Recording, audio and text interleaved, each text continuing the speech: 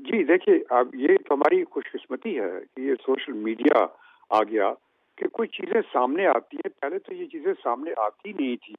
अब इस मुल्क में हम लोग 70-75 साल से रह रहे हैं और इस मुल्क में तो पहले तो रेप वगैरह कोई कोई कोई चीज़ ही नहीं समझता था।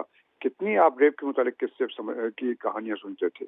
लेकिन अब चूँकि सोशल मीडिया सामने आ गया है, एकदम से टीवी पे आ जाता है, चीज़ें आ जाती हैं, हर तरह से लोग शो मचाना शुरू करते हैं, तो ये सामने आती है। तो इसकी वजह से कुछ बेहतरी आई है, इसमें कोई शक नहीं है। लेकिन ये कि इससे अब ये कि अब जो सोशल मीडिया में जिस तरीके से बातें आप जिस तरह कह रहे हैं जी। कि उनको फांसी दे दो, उनको ये कर दो, उनको वो कर दो, ये सब गलत है।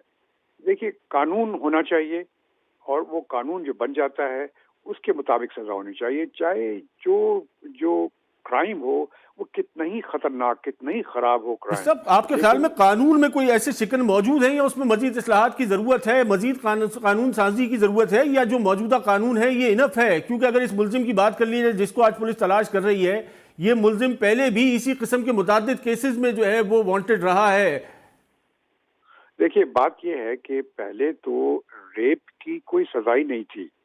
ये तो बाद में पता चला कि रेप को आप एक फसाद समझ सकते हैं और फसाद की सजा कत्ल होती है। उसके बाद ये जो डेथ पनिशमेंट आई है, पहले तो रेप की पनिशमेंट थी ही नहीं। तो ये हमारा मजहब का भी तो प्रॉब्लम है ना, मजहब की जो हमारे इंटरप्रिटेशन लोग करते हैं उसकी वजह से भी प्रॉब्लम होती है।